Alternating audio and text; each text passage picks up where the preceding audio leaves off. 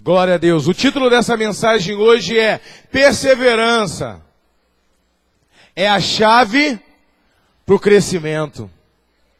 Perseverança. Olha para o teu irmão e diga, perseverança é a chave do crescimento em todas as áreas.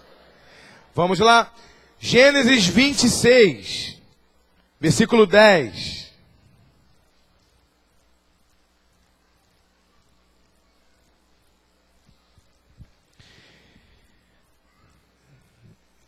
Gênesis 26, 10. Diz assim: Disse Abimeleque: Que é isso que nos fizeste? Facilmente algum do povo teria abusado de tua mulher, e tu atraído sobre nós grave delito. E deu ele esta ordem a todo o povo: qualquer que tocar a este homem ou a sua mulher certamente morrerá.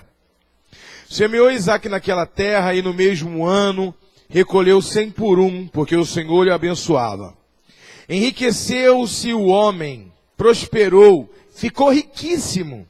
Possuía ovelhas e bois e grande número de servos, de maneira que os filisteus lhe tinham inveja. E por isso lhe entulharam todos os poços, os servos de seu pai haviam cavado. Nos dias de Abraão, enchendo-se-lhe a terra. Disse Abimeleque a Isaque: Aparta-te de nós, porque já és muito mais poderoso do que nós. Então Isaque saiu dali e se acampou no vale de Gerá, onde habitou. E tornou Isaque a abrir os poços que se cavaram nos dias de Abraão, seu pai, porque os filisteus haviam entulhado desde a morte de Abraão. E lhe deu os mesmos nomes que já meu pai lhe havia posto. Cavaram os servos de Isaque no vale e acharam um poço de águas nascentes.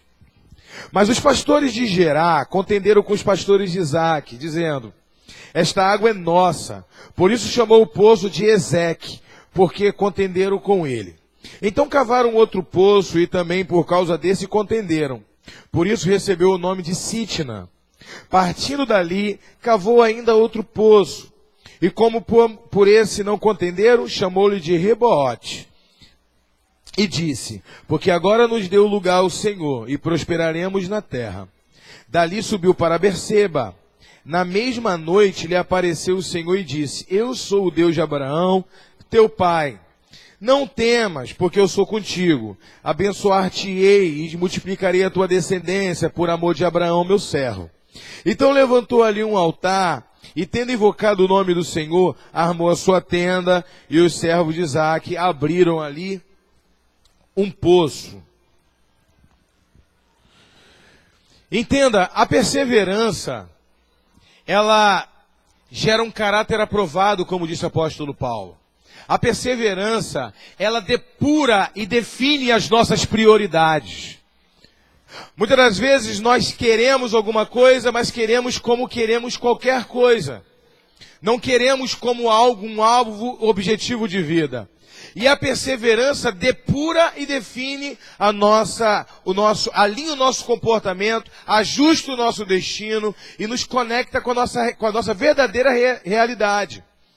Porque se você está num propósito, você faz algo, está fazendo algo, qualquer dificuldade te faz abandonar aquilo ali, talvez aquilo ali não seja o propósito maior de Deus na sua vida.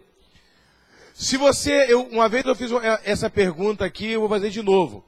Se caísse 10 milhões de reais na sua conta hoje, e amanhã você acordasse, tirasse o extrato, 10 milhões de reais na sua conta, o que mudaria na sua vida?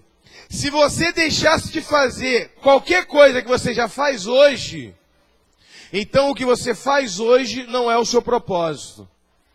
Porque o dinheiro não pode mudar o seu propósito. Ele pode potencializar o seu propósito. Ele pode facilitar você alcançar mais rápido aquilo que está no seu coração. Mas ele não pode mudar o seu destino. Você está entendendo? Então se você pensou: poxa, eu estaria em tal lugar, eu estaria fazendo qualquer coisa, então o que você está fazendo hoje talvez não seja o seu propósito. Você tem que se redefinir. E a perseverança, ele depura os nossos propósitos e mostra o que está no nosso coração. É dessa forma que Deus vai nos separando para algo. Perseverança fala de maturidade. Os filisteus, Isaac tinha uma marca de prosperidade. Ao ponto de os filisteus olharem e falarem, sai de perto de nós, porque você é muito maior do que do que nós. Foi muito engraçado quando o apóstolo Alexandre veio pregar aqui na nossa igreja, que ele me perguntou assim, me dá um ponto de referência. Eu falei, em frente à padaria do Nino. Quando ele chegou aqui, ele me chamou e falou assim, nunca mais dessa referência em frente à padaria do Nino. Eu falei assim, por quê? Porque vocês são muito maior e tem muito mais referência do que a padaria do Nino. Ele falou assim, aquilo ali é a padaria do Nino?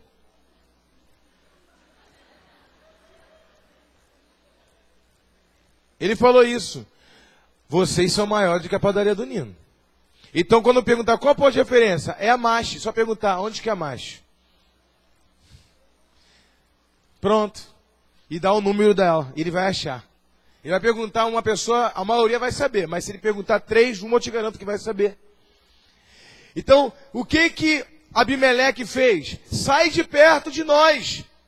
O que o Nino fez com a gente? Sai de perto de nós, compra o terreno na figueira. Porque vocês já são muito maiores do que nós.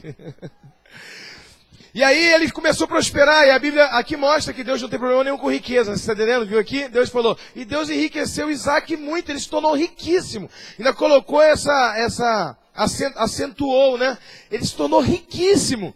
E olha só, o mundo ele tem inveja daquilo que Deus colocou em nós. Eles não percebem isso. Agora olha só, quando Isaac foi para Gerar, ele foi para a terra de Gerar. Você está entendendo por que ele foi para a terra de Gerar? Porque não adianta ter prosperidade e não gerar. Ele foi para ali porque era um vale fértil. E quando ele chega na terra de Gerar, ele cava um poço, porque poço é vida, é água. Ele cava um poço que, na verdade, era um poço que o pai dele já tinha cavado naquele lugar, anos atrás, que os filisteus já tinham entulhado. Ele abre e limpa aquele poço. Os filisteus vão lá e tampam novamente. E ele vai lá e de novo, e os filisteus tampam novamente. E ele cava um outro poço e os filisteus tampam novamente. O que eu entendo com isso? A palavra do Senhor diz, e não nos cansemos de fazer... Não nos cansemos de fazer o bem, porque o bem ele é infinito, o mal tem prazo de validade. As pessoas podem até se cansar de fazer o mal, mas de fazer o bem é um princípio bíblico, as pessoas nunca vão se cansar. Eu nunca vi uma pessoa falar assim, estou tão arrependido de ter feito o bem para alguém, mas eu já vi pessoas falando assim, se eu pudesse eu teria feito diferente, estou tão arrependido de ter feito mal àquela pessoa. Por isso o mal ele é temporário. O mal é transitório. A pessoa te faz o mal uma vez, faz o mal 2 vezes. Ela faz a 3ª vez. Quando ela vê que mesmo prosperando, mesmo ela te fazendo mal, tu está prosperando, elas vão sair de perto de você. Porque elas estão vendo que Deus é contigo. Quem está entendendo? É assim que nós crescemos. É assim que nós avançamos. Essa é a marca. Agora, por que Deus apareceu para Isaac depois que ele cavou o 3º poço? Às vezes nós não entendemos os propósitos de Deus. Mas quando você lê a Bíblia, você tem que compreender quem Deus é e o que Ele quer que você entenda. As pessoas veem Deus como um ser tão poderoso, mas ao mesmo tempo que as pessoas veem Deus como tão poderoso, enxergam Deus como um ser irreflexível. Um ser leviano. Não é possível que as pessoas não entendem que o nosso Deus reflete, que o nosso Deus pensa, que o nosso Deus tem elucubrações a respeito de toda a criação, a respeito de nós. Deus aparece para ele, e quando Deus aparece para ele, diz, pode ficar tranquilo, que agora eu sou contigo, como eu fui com teu pai Abraão, você vai ser pai de nações, e começa a profetizar na vida dele. Por que Deus não apareceu para ele quando entulharam o 1º poço? Porque aquele 1º poço, ele tinha que cavar sozinho, perseverança. O 2º e o 3º. A Bíblia diz que Deus nunca vai permitir eu passar por uma luta que eu não possa suportar. Porque Deus não tenta ninguém, Ele não pode ser tentado e não tenta ninguém. Então as lutas que nós passamos depuram nossas prioridades. E quando as nossas prioridades são depuradas, Deus vê o quanto a gente quer aquilo, Ele fortalece o nosso chamado. Nós temos que passar as primeiras lutas sozinhos. E Deus fica assistindo de camarote, para ver como que a gente vai reagir a essa luta. E aí se nós olharmos e nos prontificarmos, eu não abro mão, eu vou permanecer firme no propósito, Deus fala, Satanás, repreende o diabo e diz, sai. Porque ele já mostrou para mim, através da atitude dele, o quanto que ele quer, sai. Por isso que a Bíblia diz, quando os anjos apareceram para os pastores, disse: Pai aos homens da terra de boa vontade. Por isso que Davi fala sobre isso, sobre procrastinação. Por isso que Tiago, ele escreve assim: você que tem ânimo doble, levantai as suas mãos, purificai as suas obras. O que é um ânimo doble? Uma pessoa que uma hora quer um negócio, outra hora não quer. Uma hora ela quer ser pastor, outra hora não pensa nem em ser crente. Uma hora ele quer ser um negócio, outra hora ele não quer ser nada. É uma pessoa que tem um ânimo doble. Pastor, vou abrir minha cela. No outro dia, falta o culto de domingo. Aí você fala: meu filho, por que tu faltou o culto? Estou desanimado. Todos nós passamos por momentos de desânimos. Todos nós passamos por momentos de dificuldade. Mas quando eu sou perseverante, a perseverança me conecta ao compromisso. O compromisso me dá um caráter aprovado. Qual o compromisso? Compromisso com aquilo que Deus colocou no meu coração. O que Deus colocou no meu coração? Eu sou um líder de célula, não vou abrir mão de ser líder de célula. Eu nasci para ser um pastor, não vou abrir mão de ser um pastor. Eu não vou abrir mão de ser crente. Eu estou desanimado, não estou bem, não estou legal. Eu vou ficar em casa hoje, é domingo, Deus conhece o meu coração, Deus conhece o teu coração. Mas seja perseverante, está abatido, está desanimado, está mal, mas vai para a igreja, lá tem uma palavra de vida para você. E aí Deus olha, por que a palavra, quer ver um outro princípio? O diabo veio tentar Jesus 3 vezes, na terceira vez ele foi embora. Aí Tiago diz assim, ó: resistiu o diabo e ele fugirá de vós. O diabo tenta você uma vez, ele tenta a segunda vez, ele tenta a terceira vez. E aí Deus, ele intervém e diz: chega, Satanás, ele já provou o quanto ele quer ser santo e quanto ela quer ser santa. Repreende ele na sua vida e tem que bater em retirada, é um princípio. Deus primeiro tem que ver o quanto você deseja ser santo. O quanto você deseja buscar o Senhor, andar em santidade e comunhão com Ele. O Senhor nunca vai intervir na primeira luta que você passa, senão Ele vai criar filhos mimados. Então Ele falou assim: cavou um poço, cavou o segundo poço, o terceiro não. Aí entra o princípio de Paulo na carta aos Coríntios, que diz: Deus é fiel, jamais nos deixará ser tentado além do que nós podemos suportar. O que você quer ser? Você vai ser debaixo de muita perseverança. Olha para o teu irmão, debaixo de muita perseverança. Porque o Espírito, a graça de Deus, que nos conduz à luz da aurora, como diz, né, a palavra, porque a senda do justo é como a luz da aurora, que brilha mais e mais até ser dia perfeito. Você vai caminhando na igreja, tu tem um palavrãozinho ainda, aí tu tem um cigarro, Deus vai tirando, aí Deus vai tirando, você vai ouvindo a palavra, Deus vai tirando, vai te limpando, vai te restaurando, vai te restaurando. E a senda do justo é como a luz da aurora. Você vai chegar lá no final da caminhada, Deus está fazendo a obra, você cada dia tirando algo. E assim vai, você não pode parar. Isso é perseverança, eu não posso parar. Olha para o teu irmão e diga: você não pode parar. Você tem que continuar. Às vezes, irmão, nós paramos próximo daquilo que Deus tem para nós.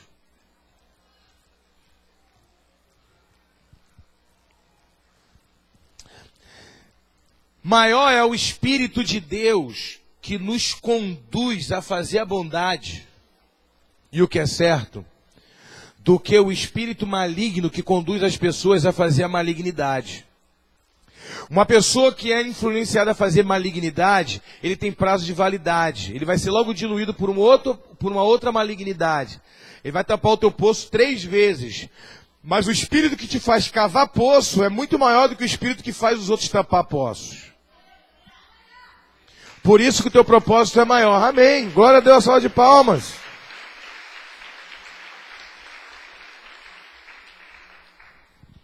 Eu fico imaginando o tal Thomas Alva Edison.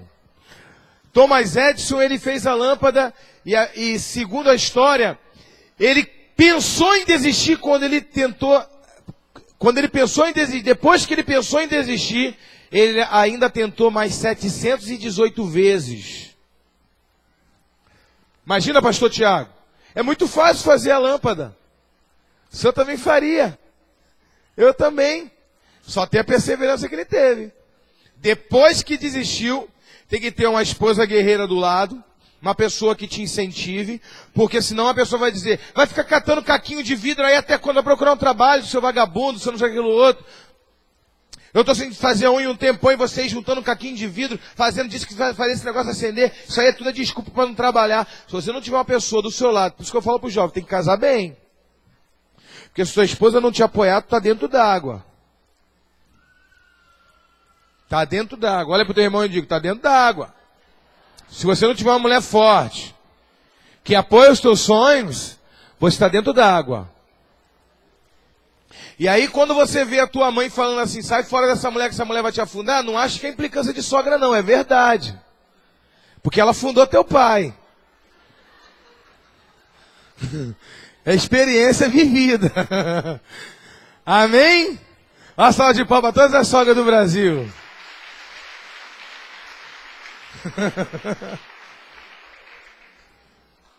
Então ouve, tá? É uma experiência vivida. Agora imagina a sogra de Thomas Edison. Imagina a sogra de Thomas Edison. Seu marido não vai arrumar um trabalho, não? É claro, irmãos, que todos os nossos sonhos vão ser questionados por todos os nossos parentes, pelas pessoas ao nosso redor. Pessoas vão nos dar opiniões, vão nos dar críticas construtivas, mas outras vão ser críticas destrutivas. A Bíblia diz que Satanás veio em 2 dias, arrasou a vida de Jó. Os amigos de Jó ficaram 42 capítulos infernizando a vida dele. A obra dos amigos de Jó foi muito mais intensa do que a obra de Satanás. Você está entendendo? É claro que quando Deus colocar algo no teu coração, as pessoas ao seu redor vão dizer, nada, não dá, não consegue. Só que olha que interessante, o cara olhou para a lâmpada e ele pensou, vou fazer uma lâmpada. Todo mundo olha para a lâmpada do estande. Você sabia que a lâmpada ela tá piscando? A velocidade da luz não é porque você aperta o interruptor e acende a luz. A velocidade da luz é porque não é por isso, quando você aperta e acende a luz. Não é essa a velocidade. A velocidade da luz é porque a lâmpada ela está piscando, ela tem um termostato. Ela vai, chega aqui, ela apaga, ela acende, ela apaga, ela acende, ela apaga, ela acende. Só que ela faz isso tão rápido que ela acende e apaga tão rápido que tu olha e você só vê ela acesa. Essas fluorescentes agora não, porque está atualizada. Mas aquelas, lembra daquelas lâmpadas que tinha redondinha, bujãozinho, aquela bujãozinho? Se você batesse nela, ela queimava. Por que ela queimava? Porque quando tu sacudia ela, atrapalhava aquele processo de ir e voltar, a mola soltava, ela queimava. Então a lâmpada, na verdade, ela está piscando. Só que ela pisca tão rápido que ela fica acesa direto. Quem está entendendo? O nome disso é velocidade da luz.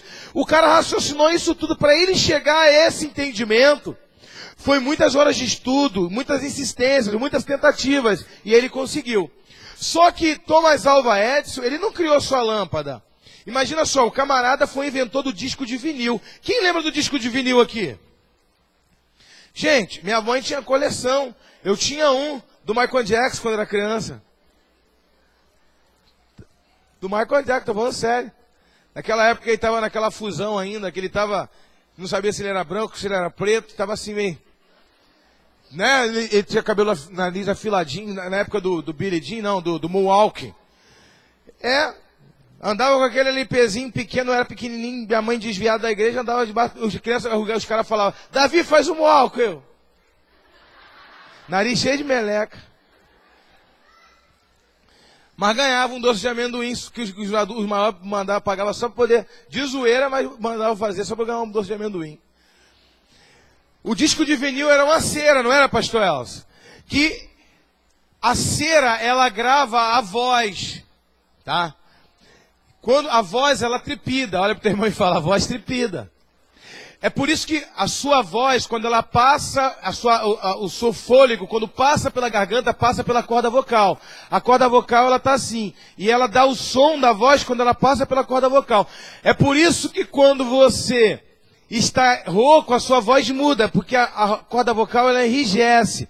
Quando ela enrijece, a voz muda. E dependendo do nível de inflamação na garganta, ou na amígdala, ou na corda vocal, a voz nem sai, porque ela não tripida. Então a voz, ela está sempre reverberando, triplidando. Então o que Thomas Alva Edison entendeu? Se nós conseguirmos... Ei, meu Deus! Funcionou ou não? Tá piscando assim mesmo? Não, né? Todo culto não é Brutus. Thomas Alva Edison, ele pensou em algo que você também pensaria, Molim. Se eu gravar a voz na cera, prender a voz dele, que é abstrata, na cera, e eu conseguir colocar uma agulha em cima, e virar ao contrário, vai reproduzir o som da voz, que vai soltar a reverberação, a trepidação da voz da cera, igual soltou da garganta, vai soltar e vai reproduzir.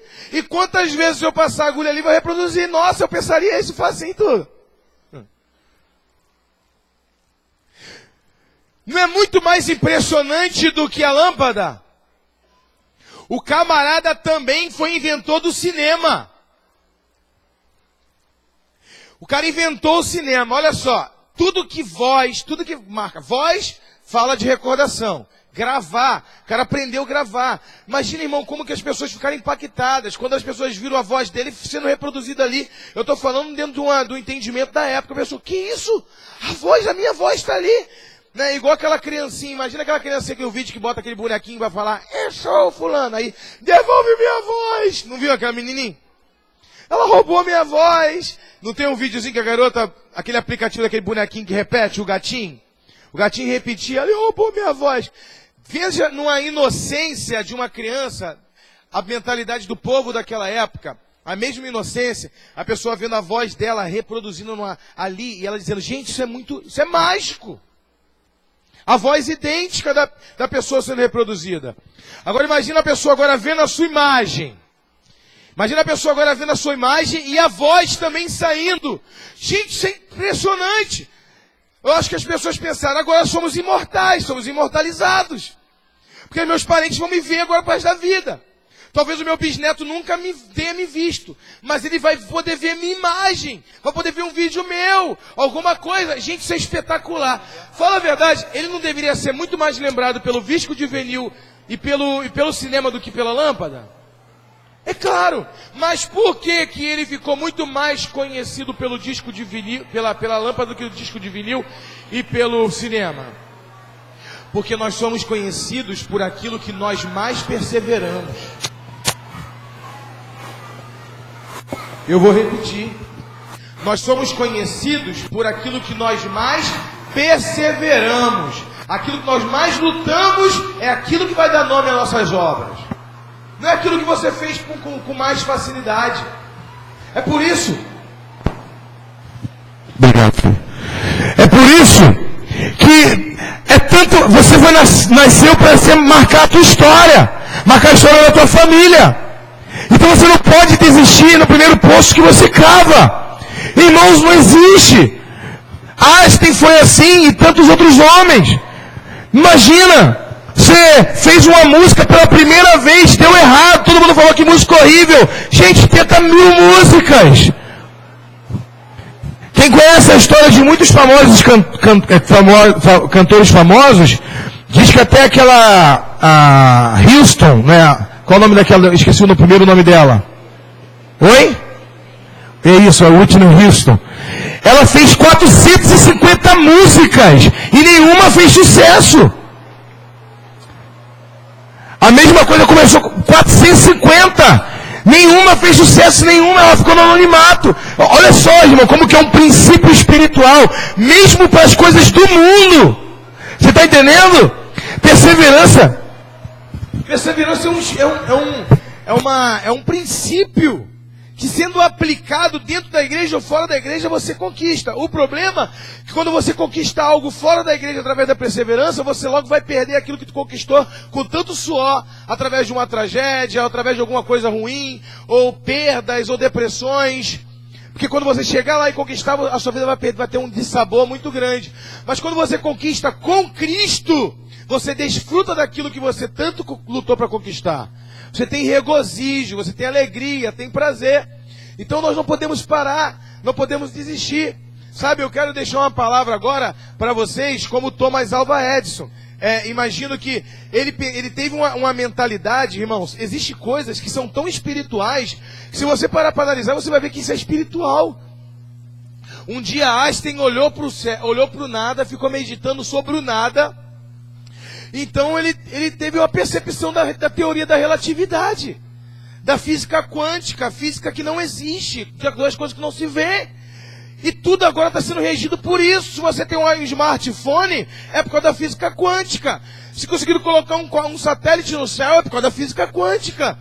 Cara, muito interessante isso. Tempo, espaço, tudo que não se vê. Ele olhou, um dia ele estava andando de ônibus, ele viu que o tempo passou muito mais rápido para ele andando de ônibus do que quando ele anda a pé.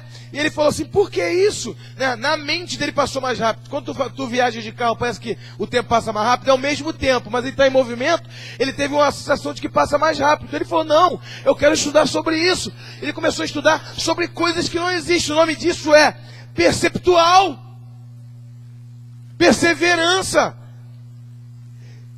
E ele não ganhou o prêmio Nobel pela teoria da relatividade. Ele, eu acho que ganhou pela fotossíntese, não, um outro projeto dele. Mas pela teoria da relatividade ele não ganhou.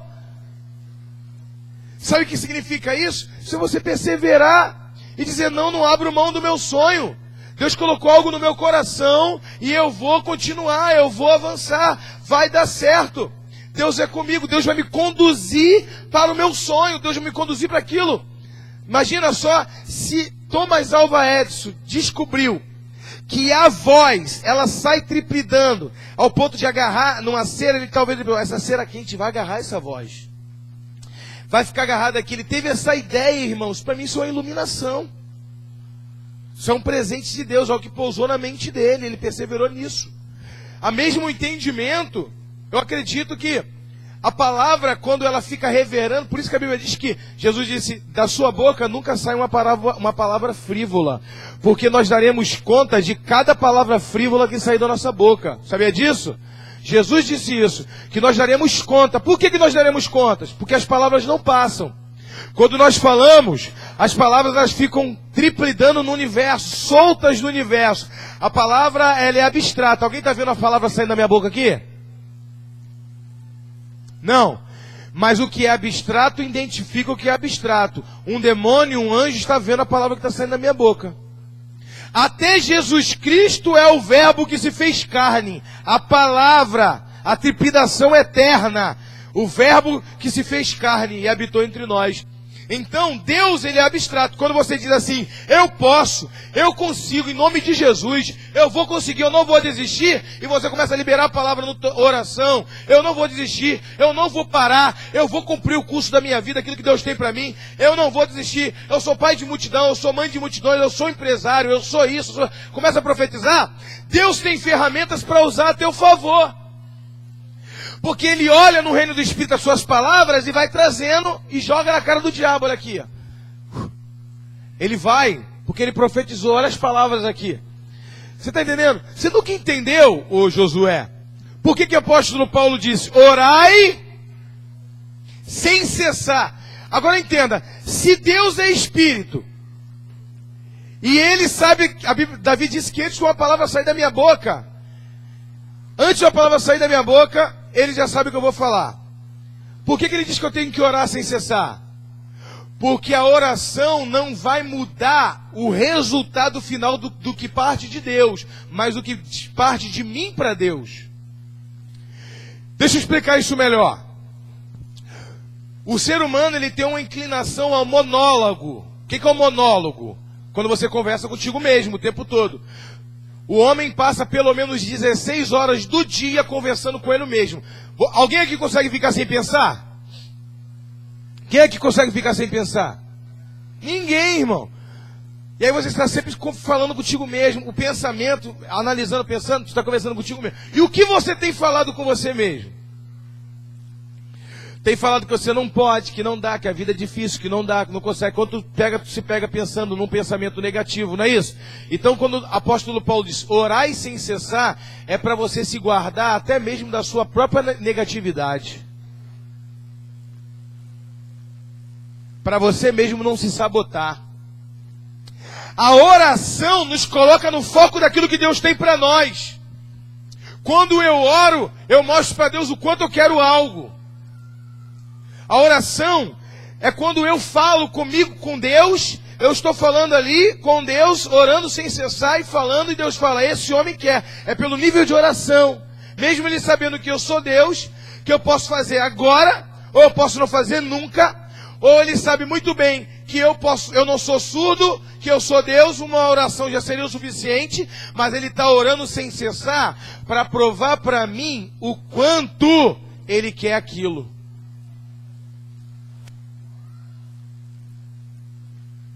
A oração gera maturidade. Se você ora um mês, 15 dias, um ano por algo, é porque tu quer algo muito, quer muito aquilo. Porque se você não quiser muito aquilo, você ora 2 dias, 3 dias, logo tu esquece de orar. Daqui a pouco tem uma outra prioridade, tu ora por outra coisa, né? Depois tu ora por outra coisa. Mas quando é algo que tu quer muito, tu ora por tudo, mas por aquilo tu não para de orar até você conseguir. E isso mostra maturidade diante de Deus. Aí Deus te dá, porque Ele vê o quanto você quer. Eu nunca entendi alguns princípios de oração. Eu quero compartilhar com vocês alguns princípios. Esse é um momento, em todo culto é momento de nós prestarmos atenção em tudo que o pastor fala, amém? Porém, eu quero que vocês tenham atenção dobrada, quase que eu falei igual o Cebolinha agora, dobrada. Eu quero que vocês tenham atenção dobrada no que eu vou falar, para que não haja nenhuma deturpação do diabo na mente e no coração de vocês. E espere eu terminar minha conclusão, antes de você concluir, antes de eu terminar. E fechar teu coração e nem ouvir a minha explicação, amém? Jesus, quando Ele diz para nós orarmos, Ele diz assim, ore, persevere em oração. Ele diz sempre para a gente perseverar. E tem 3 exemplos que Jesus dá de oração. Tá? Primeiro exemplo que Ele dá de oração, Ele diz assim, quando vocês forem orar, insistam, porque vocês certamente receberão. E olha, aí o primeiro exemplo, Ele diz, qual é o pai que o filho pedindo ovo, lhe dará um escorpião? Ou pedindo um pão, lhe dará uma pedra, ou uma cobra? Se você, que é um pai de carne, um pai ruim, sabe dar coisas boas aos filhos, não mais o pai. Olha só, por que Jesus, quando conta essa história, coloca Deus no pé de igualdade de um pai desnaturado, que sabe dar coisa boa uma hora, outra hora não sabe. E Ele diz, peça que você receberá. Segundo exemplo que me deixou mais escandalizado é o que Jesus fala do juiz iníquo. Em Lucas capítulo 18, Ele diz assim, uma viúva tinha uma causa na justiça, mas o juiz era iníquo, nunca batia o martelo ao seu favor. E aí, essa viúva, ela insistia continuamente, e todos os dias ia diante daquele juiz e falava, me faça justiça contra os meus adversários, me faça justiça. E aí um dia o juiz disse, por mais que eu seja um juiz injusto, por mais que eu não tenha temor de Deus, essa mulher está me importunando. Eu vou fazer o que ela quer, só para ela não vir mais aqui me perturbar. Aí Jesus conclui dizendo o seguinte, assim são vocês, insista que o Pai que está no céu vai fazer por vocês também. E agora Jesus coloca Deus no pé de igualdade com o juiz injusto, que se mesmo eu pedir, mesmo ele sendo injusto, Ele vai me responder. Agora não se escandalize com esse modelo de oração que Jesus nos ensinou. O terceiro modelo de oração é o amigo hostil. Jesus disse, qual é o amigo que chegando na casa do outro amigo de madrugada, ele diz, amigo, me arruma uns pães, porque chegou uns amigos na minha casa e eu não tenho nada para oferecer. Então aquele amigo nem abre a porta e responde lá de dentro e diz, vai embora, porque a minha família toda está dormindo e eu não vou levantar de madrugada para te dar nada não. Aí Jesus disse, mas em verdade vos digo, que se esse amigo continuar insistindo, esse amigo, ele não vai dar por ser seu amigo, mas ele vai lhe dar o pão só porque ele está importunando. Assim, eu digo para vocês, peça e lhe será dado. Uau! Olha, meu irmão, e diga assim, uau! Será que as minhas orações de madrugada estão sendo assim? Deus fala assim, esse cara está me perturbando demais, cara. Eu vou fazer só para esse cara parar de me perturbar. Quando eu acabei de ler isso, eu falei, Senhor, eu preciso de resposta a respeito disso. Será que eu acordando de madrugada para orar, eu estou perturbando o Senhor? E se eu insistir, o Senhor vai fazer só porque eu estou te perturbando? Será que o Senhor é um pai que faz coisa boa para um e para outro não faz? Ou faz quando o Senhor quiser, quando quer? Depende do teu estado de ânimo. Será que o Senhor é justo uma hora, outra hora é injusto? Porque tem hora, aí vem pensamentos, né? Tem gente que morre, tem gente que nasce, tem gente que enriquece, tem gente que empobrece. Será que o Senhor é injusto? E aí o Espírito Santo falou comigo, não. Eu não sou nada disso. Mas é isso que você pensa de mim quando você não tem uma oração respondida. Você pensa que eu sou injusto? Você pensa que eu não sou tão justo assim quando eu não te respondo a tua oração quando você quer? Você acha que eu sou um pai desnaturado, que sabe dar coisa para boa, para um filho, mas para outro não tem, que tem preferência entre filhos? É isso que tu pensa de mim? E você também pensa de mim que eu tô que você está me importunando toda vez que você me ora por algo e eu não te dou. Então, mesmo que você pense isso tudo de mim, gente, quem consegue enxergar o amor de Deus aí?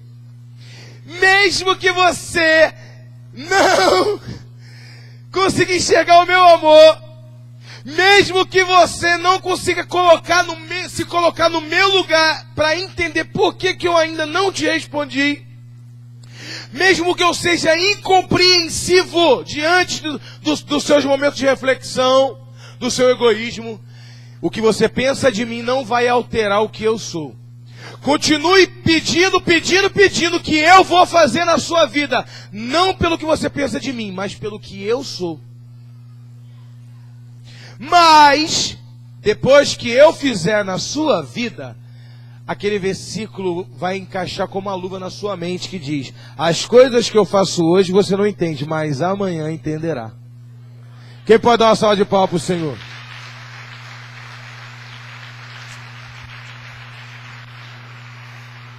Me responde uma coisa. Como que você consegue fazer o bem para alguém que só pensa o mal de você?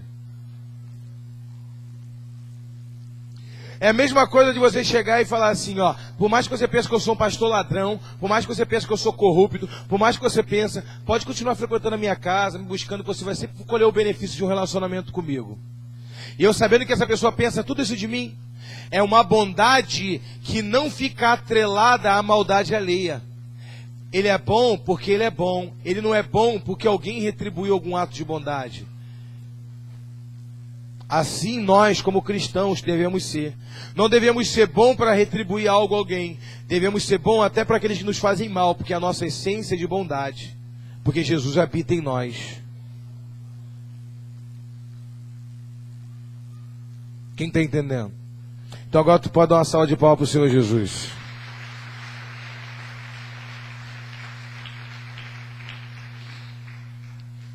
Eu quero contar um exemplo, porque eu não posso terminar essa palavra com esse exemplo. 2 exemplos aqui. O culto termina 9 horas. Tenho 45 minutos. Eu fico muito feliz quando eu tenho tempo assim. Mas eu vou terminar o culto mais cedo.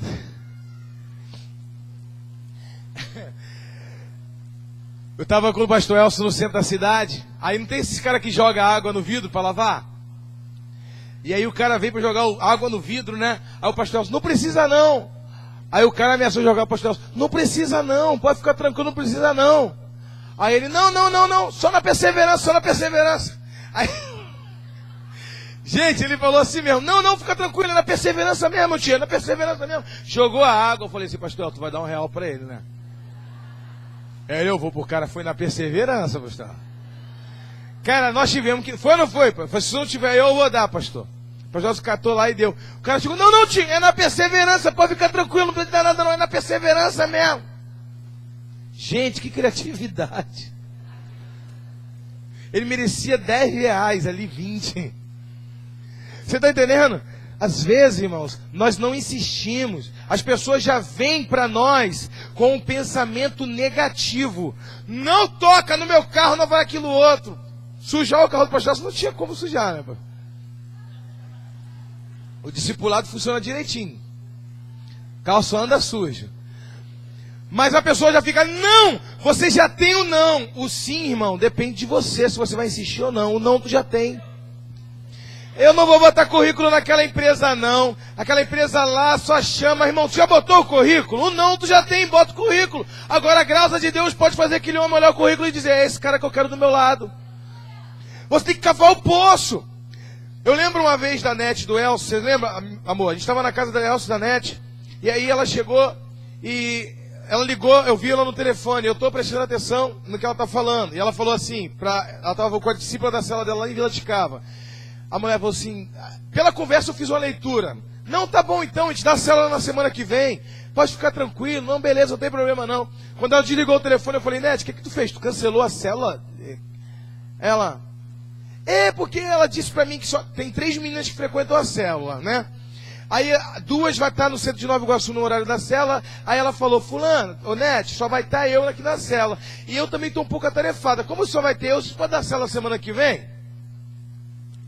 Porque eu estou meio apertada também, é bom que deixe. E ela falou, tá bom. Eu falei, não, tu liga pra ela, fala pra ela que você vai dar célula, que ela é muito importante, que mesmo que só tenha uma pessoa, é de uma pessoa que vem uma grande multidão. Ou uma pessoa não vale pelo mundo todo.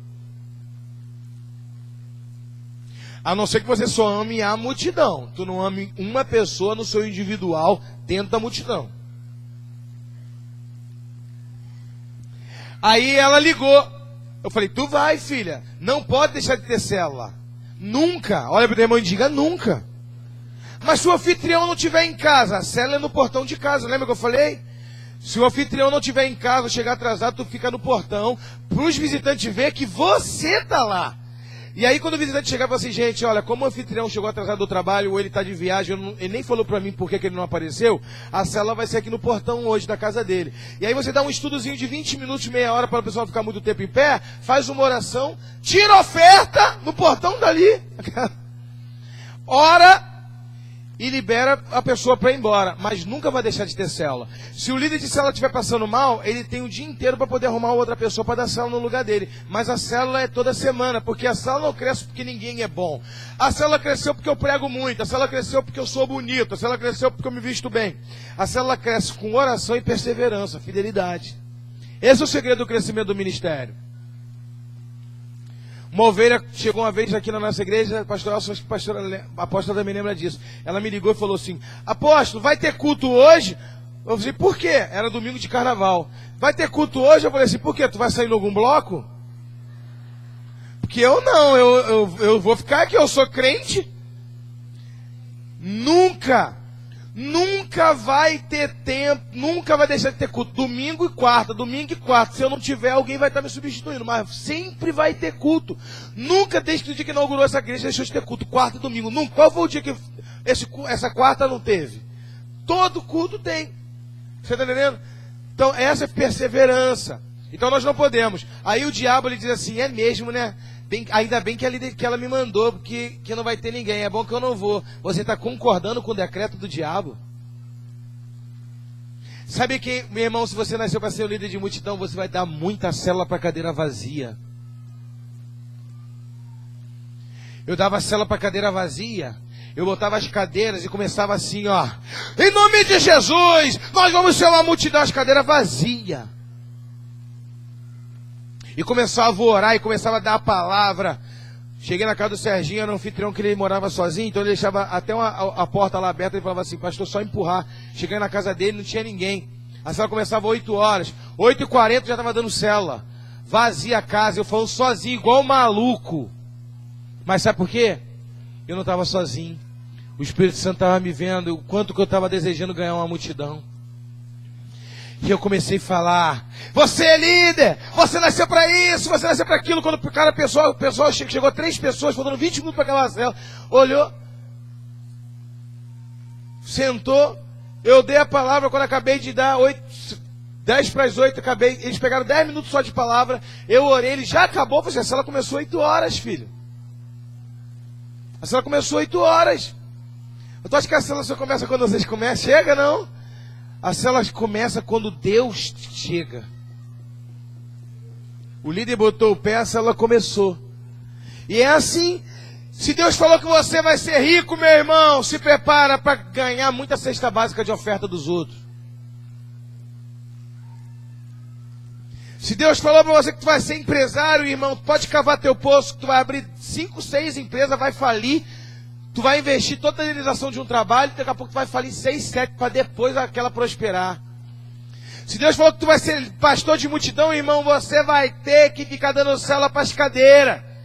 Você vai suar, você vai consolidar as pessoas, vão se esconder debaixo da cama no dia que tu for consolidar. Deus vai querer depurar qual é o desejo do seu coração. Se é isso que você quer mesmo ou se você não quer. Porque senão você vai ser um líder mediano. Você não vai ser um líder diferenciado. A perseverança gera um caráter aprovado.